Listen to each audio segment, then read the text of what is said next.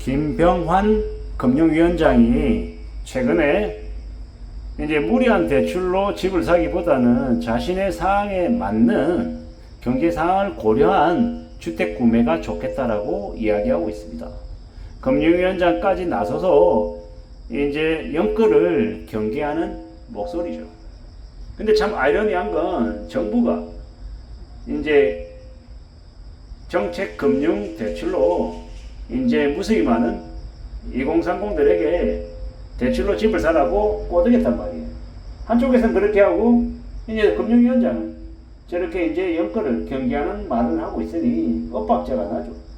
지금 윤석열 정부 아래에서는 이를 프로페셔널하게 하는 좀 여러 가지를 고려한 각 부처 간의 협업과 공조를 통한 정책을 펼치는 게 아니라 각계로 그냥 지금 마음대로 개수작질 벌리는 것 같다라는 이제 좀 자극스러운 이제 표말을 할 정도로 좀 엉망으로 진행되고 있는 것 같습니다.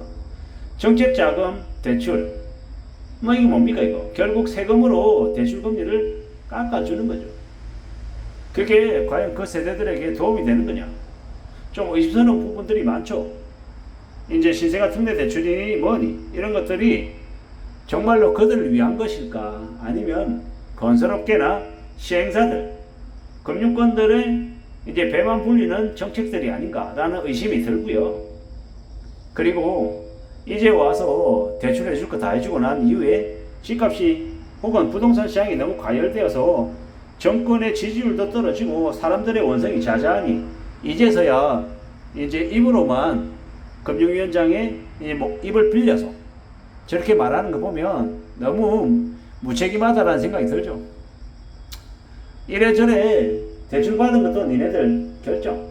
무리한 빚을 끌고 와서 무너지는 것도 너희들 자신들의 잘못이다라고 얘기하려고 이미 일은 벌려놓고 다 꼬드겨놓고 이제 와가지고 책임을 떠넘기려고 하는 수작으로밖에 안 보입니다. 최근 몇 년간 집값이 많이 올랐죠. 문재인 정부 시절부터 해서 부동산 교란 세력들에게 그냥 판을 깔아주면서 개판이 되었던 거죠. 그게 이제 지금 와서 이제 서서히 이제 부작용들이 드러나는 것 같습니다. 앞으로 이제 부동산 관련한 온갖 이제 부작용들이 이제 차고 넘칠 것인데 그렇게 되면 무수히 많은 사람들이 이제 많이 몰락하는 거죠. 일본 만화 영화 짱구 보면 거기에 이제 짱구 아빠가 이제 계장인데 30년 대출인가요? 해서 이제 오랫동안 주택담보대출 감더라고. 쓸 돈이 없다고 허덕인다고 얘기하죠. 그런데 그네들보다 지금 대한민국에서 영끌한 이들의 상황은 매우 안 좋다라는 겁니다. 대출금리 2%로 받는데 몇 년 지나면 대출금리 4%, 5% 되고 가상금리 1.5%, 2%또 물게 되면 7%, 8%, 9%, 10%는 그냥 순식간이고 이제 잡힌 물고기가 돼서 금융권들이 대출금리 잘 안 깎아주고 이제 미치는 거죠. 이러한 상황들이 우두두두두 이제 벌어지면 오도 가도 못하는 이제 궁지에 몰려있는 쥐 마냥 이제 삶이 힘들어지는 겁니다. 그런 이제 어려움을 겪는 일들이 많아질 거다라는 겁니다. 이 험악한 시대를 그들은 어떻게 견디며 살까요? 그냥 살아도 사는 게 아닌 좀비처럼 이제 수명 연장하며 사는 거죠. 그런 시대를 지금의 정부, 문재인 정부, 이 판박이죠, 판박이. 문재인 플러스 윤석열 정부가 지금의 이 부동산 시장을 이렇게 만들었습니다.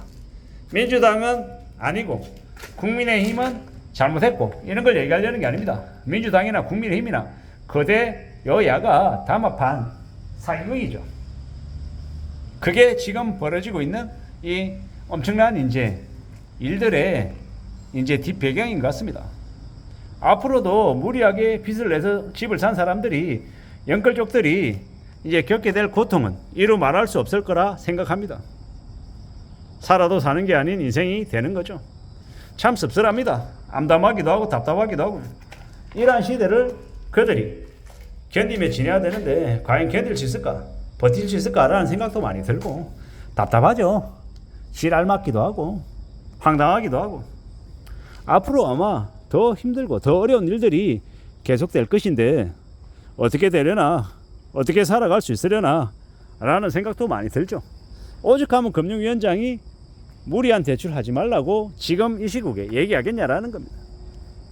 참 무책임한 정부다 라는 생각도 들고, 걸려든 이들은 앞으로 어떻게 살아가려나 라는 생각도 들고, 참 많은 생각들이 드는 게 요즘입니다. 앞으로 우리가 겪게 될, 우리가 견뎌야 될 상황들은 많이 안 좋으려나 보다 라고 생각합니다. 특히나 요즘 와서 드는 생각은 뭐냐면, 앞으로 몇 년 뒤에 집값이 반토막이 나고 뭐 더 심해지고 이러면 그때는 정말 경제가 많이 안 좋을 것 같다라는 겁니다. 집값이 그냥 10%, 20%, 30% 내려가겠냐라는 겁니다. 안 사니까, 구매자가 없으니까, 팔아야 되는 사람이 눈물을 머금고 계속 가격을 내리는 거잖아요. 그런 상황이 이제 닥치면, 자산 가격이 전부 다 이렇게 하락하면 그로 인해서 대출도 일부 상환해야 되고, 이제 여러 주택을 가지고 있는 다주택자들도 더 궁지에 몰리게 되고, 우리네 삶 전체가 뒤흔들릴 것 같다라는 생각이 듭니다. 이때까지 집값이 왕창 내려가던 시기는 언제입니까? IMF 때, 리만 때. 되게 경제가 안 좋을 때이죠. 집값이 많이 내려간다는 얘기는 앞으로 경제가 많이 안 좋아진다와 동의어가 아닌가라는 생각도 들고요. 앞으로 우리가 감당해야 될, 맞이하게 될 현실이 좀 더 빡셀 것 같다라는 생각이 자꾸 듭니다. 앞으로 어떻게 지내려나, 어떻게 살아야 되나 고민도 많이 되고요. 지켜봐야죠. 두고 봐야죠. 살펴봐야죠. 따져야 될 것 같습니다. 뭐든 하나하나 차근차근 잘 따져보고 궁리하고 고민하면서 지내야지 이 삶이 나아질 것 같습니다. 막막하고 두렵고 고민스러운 것들을 어떻게 좀 잘 헤쳐나갈 수 있을까 생각해야 됩니다.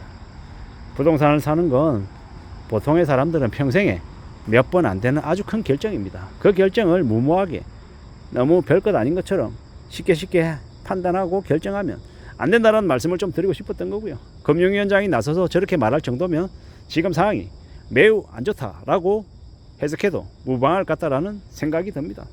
우리네 시대, 우리네 보통의 사람들이 견디고 감내하고 또 헤쳐나가야 될 현실이 너무 막막한 것 같습니다.